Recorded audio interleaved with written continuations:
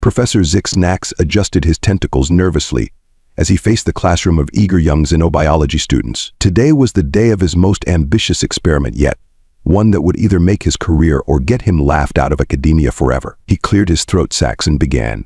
Esteemed students, today we embark on a groundbreaking study of that most fascinating and terrifying of species, the humans. A chorus of gasps and excited murmurs rippled through the room. Humans were legendary throughout the galaxy, known for their inexplicable ability to survive on their deadly homeworld and their even more baffling penchant for seeking out danger. Now, settle down, Zixnax chided, waving his tentacles for quiet. I know humans are an exciting subject, but we must approach this scientifically. Today we will be conducting a series of experiments to test the oft-repeated claim that humans possess what amount to superpowers compared to other sapient races. He paused for dramatic effect, enjoying the rapt attention of his students. And to ensure the utmost scientific rigor, we will be using a live human subject. The classroom erupted in a cacophony of excited squeals, nervous chittering, and one student fainting dead away. Zixnax allowed himself a smug waggle of his eye stalks. Oh yes, this would be a lecture they'd never forget. Once the commotion died down, Zixnax continued. Now, I'm sure you're all wondering where I managed to procure a human test subject on such short notice. Well, it just so happens that a human exchange student recently enrolled at our university. She agreed to participate in our experiment in exchange for extra credit in her Xenobiology 101 course.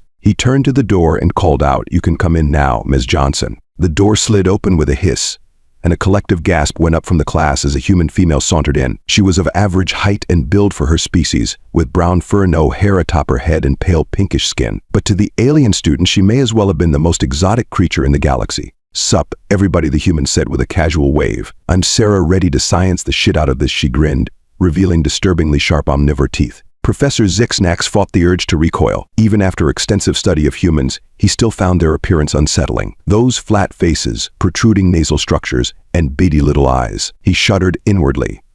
Composing himself, he addressed the class. "Yes, well, thank you for that colorful introduction, Ms. Johnson. Now then, let us begin with our first experiment, testing the human's legendary endurance." He gestured to a complex-looking treadmill-like device. "Ms. Johnson, if you would be so kind as to step onto the running platform." Sarah shrugged.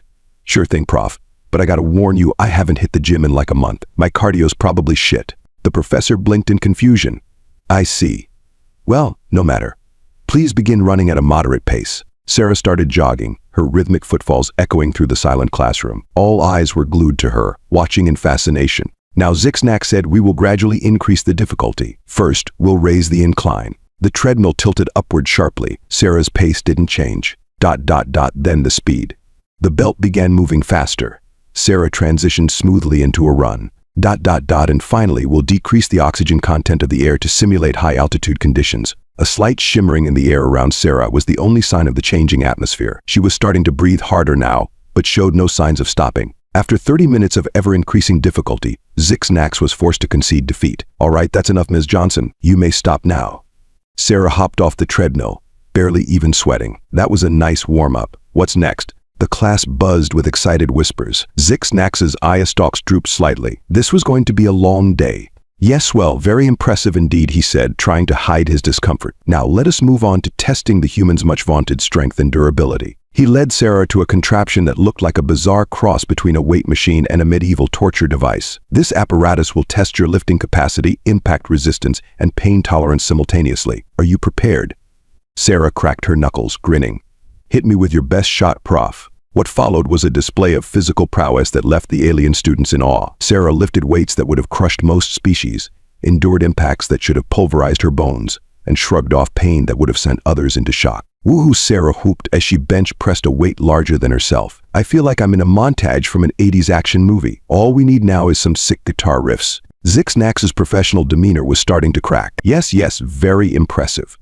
But surely you must have some limits. What about extreme temperatures? Humans are said to be able to survive in a remarkably wide range of thermal conditions. Sarah's eyes lit up. "Ooh, are we doing a sauna experiment? I love saunas." Before Zixnax could protest, Sarah had already stripped down to her undergarments and stepped into the thermal testing chamber. The alien students tittered nervously at the sight of so much exposed human skin. "All right, crank it up," Sarah called out. "Let's see how hot we can go." Zixnax, thoroughly flustered now, began raising the temperature. 30 degrees Celsius, 40, 50, 60. At 70 degrees, Sarah was sweating profusely but still grinning. "This is great. Really opens up the pores, you know. Zixnax's tentacles were practically tied in knots with frustration. Enough. We'll try cold instead. He rapidly lowered the temperature. 10 degrees, 0, -10, -20. At -30 degrees Celsius, Sarah was shivering but still conscious and coherent. Be brisk, she chattered through blue-tinged lips. R reminds me of W. Winter back home. Zixnax slumped in defeat, his eye stalks drooping to the floor. I give up, he muttered. You may exit the chamber, Ms. Johnson. As Sarah emerged, wrapped in a thermal blanket and still grinning, Zixnax turned to address the class. Well, it seems the legends about human resilience were not exaggerated, but surely there must be some area where they are not unreasonably superior. What about mental capabilities, reaction times, sensory perception? What followed was a barrage of tests, each more outlandish than the last. Sarah solved complex mathematical equations while juggling, navigated a holographic maze blindfolded, and identified hundreds of distinct odors with terrifying accuracy. This is way more fun than I expected, Sarah laughed as she effortlessly multitasked through challenges that would have reduced most beings to quivering piles of stress. You guys should put this stuff in an escape room or something. By this point, Zixnax had given up any pretense of scientific detachment. His tentacles were flailing wildly as he paced back and forth, muttering to himself, "It doesn't make sense. No species should be this adaptable. It defies all laws of evolution." Sarah, now comfortably reclined in a chair and snacking on some alien fruit, chimed in. "Hey, Prof, maybe you're looking at this all wrong. Instead of trying to find our weaknesses, why not focus on how our abilities could benefit galactic society?" Zixnax froze mid-flail. What? Sarah shrugged. I mean, think about it. Humans can survive in environments that would kill most species, right? So we'd be great for colonizing harsh planets or for search and rescue operations in dangerous areas. The professor's eye stalks swiveled as he considered this. Well, I suppose. And our endurance and strength could be useful for all sorts of labor-intensive jobs, Sarah continued, warming to her theme. Plus, our sensory abilities and problem-solving skills could be applied to all kinds of scientific and engineering challenges. Zixnax's tentacles slowly unknotted as he listened. You may have a point, Ms. Johnson. Sarah grinned. See, we're not so scary once you get to know us. Well, unless you're a bucket of chicken wings, then you should be terrified. She winked at a nearby student, who promptly fainted. The professor cleared his throat sacs. Yes, well, I believe we've all learned a valuable lesson today about not judging a species by its terrifying reputation and unsettling appearance. He turned to address the class, his professional demeanor somewhat restored. Students, it seems we must revise our understanding of humans. While their capabilities may seem like superpowers to us, they are simply the result of evolving on a high-gravity, high-radiation planet with extreme temperature variations and abundant predators. Sarah nodded sagely.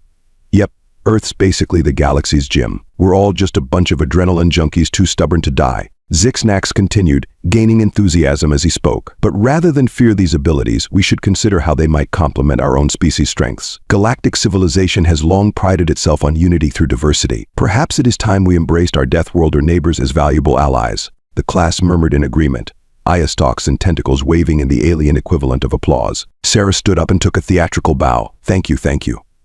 I'll be here all semester. Don't forget to tip your waitress. As the students filed out, chattering excitedly about all they had learned, Zixnax approached Sarah. Ms. Johnson, I must thank you for your participation today. You've given me much to think about, and I believe my future research will be all the richer for it. Sarah smiled, happy to help, Prof. It was actually pretty fun being a lab rat for a day. Though I gotta say, some of those tests were a bit weird. I mean, what was with that one involving the kazoo and the jello? Zixnax's skin flushed a deeper shade of blue. Ah, yes, well, perhaps I got a bit carried away with some of the experimental design, scientific curiosity and all that.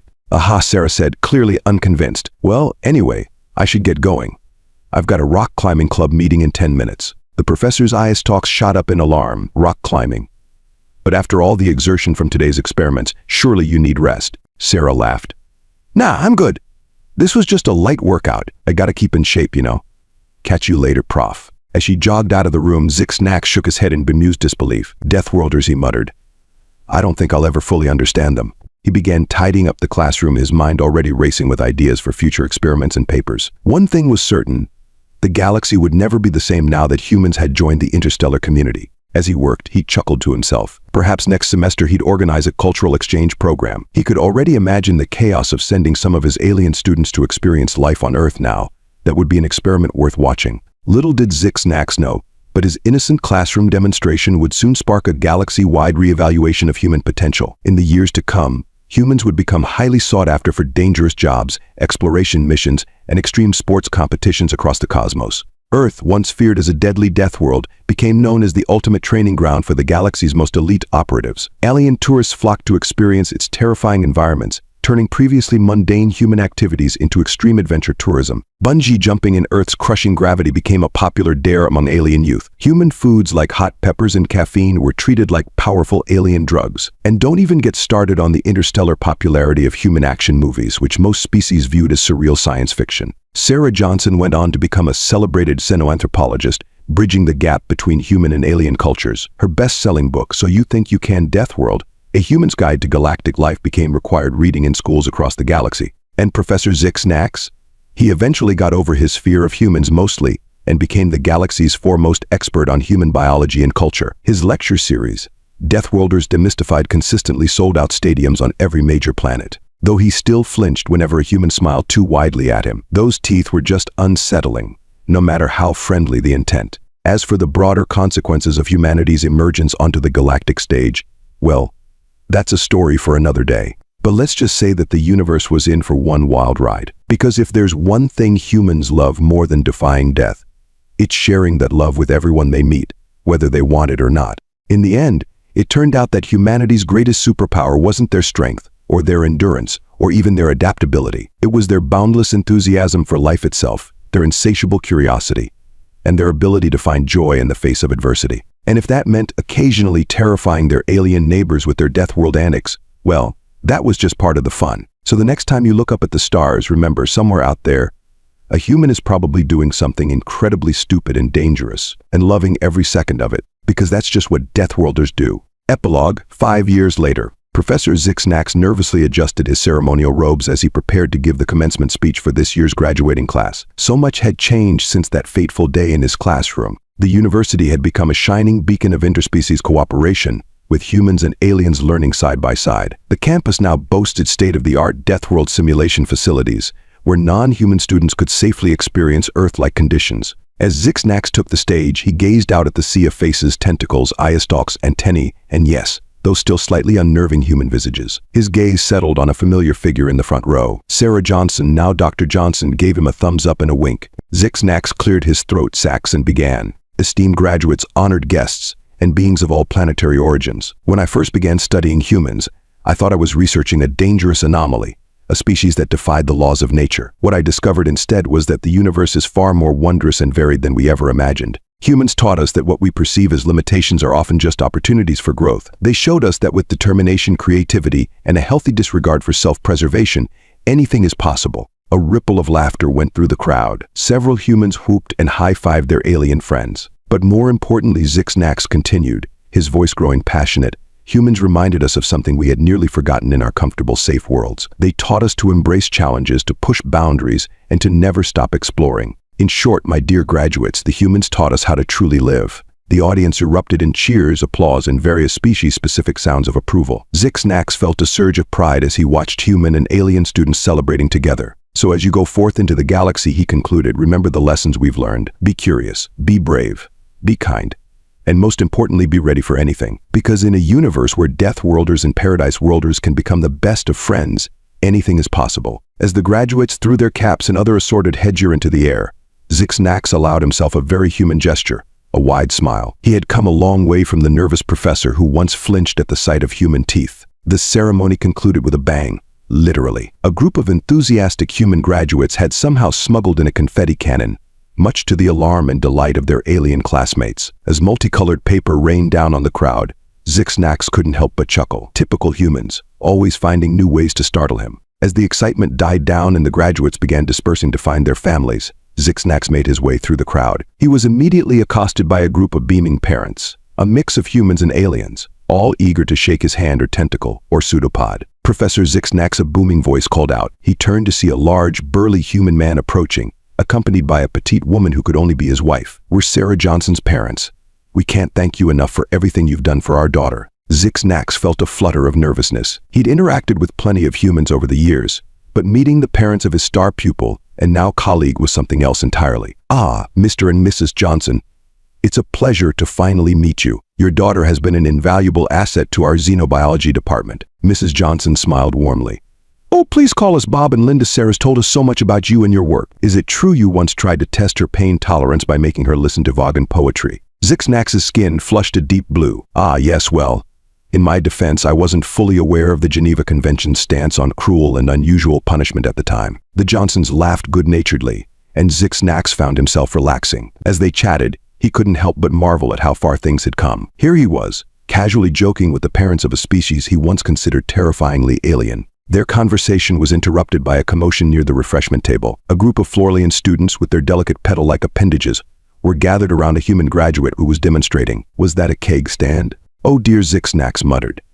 "If you'll excuse me, I should probably intervene before." Too late. The human lost his balance, toppling into the group of Florians. There was a moment of panic as the delicate aliens were buried under a pile of sturdy human and spilled beer. But then, to everyone's surprise, the Florians emerged unscathed, laughing and shaking droplets from their petals. "That was amazing," one of them exclaimed. "The rush of blood to the head, the disorientation. Is this how humans have fun? We must try it." Zixnax watched in a mix of horror and amusement as the Florians attempted to replicate the keg stand, their petal limbs waving comically in the air. He made a mental note to update the university's interspecies safety guidelines. Again. As the day wore on, Zixnax found himself pulled into countless conversations, each one a testament to the incredible changes of the past few years. He chatted with a Zorgak student who had overcome her species' natural photophobia to study Earth's sunrises. He congratulated a human who had mastered the art of Andromeda's 7 multi-dimensional chess, despite having only 3-dimensional senses. But the moment that truly struck him came late in the afternoon. As the crowd thinned, he spotted Sarah deep in conversation with a group of aliens. They were clustered around a holographic display, gesticulating excitedly. Curious, Zixnax drifted closer to listen. ... And that's why I think a joint expedition to the Crab Nebula is not only possible but essential, Sarah was saying. We've got Xlorback shielding technology, human endurance, Pylorian navigation skills, and Earthling creativity. Together we could unlock secrets of the universe that none of our species could discover alone. Zixnax felt a swell of pride. This was what it was all about. Not just coexistence, but true collaboration. Beings from across the galaxy, each bringing their unique strengths to tackle the universe's greatest challenges. As the sun began to set, casting a warm glow over the campus, Zixnax found a quiet moment to himself. He watched as humans and aliens mingled, laughed, and celebrated together. In the distance, he could see the newly constructed extreme environment training facility, where tomorrow's generation of explorers, human and alien alike, would prepare for the challenges of the cosmos. He thought back to that first day in his classroom when he had been so focused on finding human weaknesses. How foolish he had been. The true strength of humanity, of all sentient species, lay not in physical prowess or mental acuity, but in the ability to adapt, to learn, and to work together. A tap on his shoulder interrupted his reverie. He turned to find Sarah grinning at him, her eyes shining with excitement. "Hey, Prof," she said.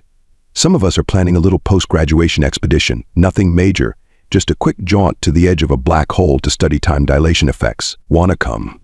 Zixnax felt a moment of his old fear resurface. The edge of a black hole. Surely that was too dangerous, too reckless, too human.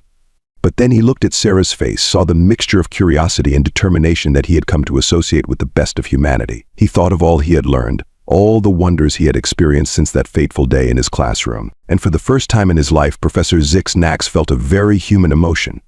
The urge to do something incredibly stupid and dangerous, just for the sheer thrill of discovery. He straightened his posture. All 4 of his eye stalks focused on Sarah. "Ms. Johnson," he said, trying to keep his voice steady. "I believe the correct human phrase is, let's do this." Sarah's whoop of joy was so loud it startled a flock of passing Avian X students into flight. As she excitedly began outlining their plans, Zixnax allowed himself a small, secret smile. The universe was vast and full of wonders, and thanks to the indomitable spirit of humanity and the newfound courage of those they had inspired, it was about to get a whole lot smaller. As the first stars began to twinkle in the darkening sky, Professor Zixnax realized that his greatest experiment was only just beginning, and he couldn't wait to see the results. The end, or perhaps just the beginning.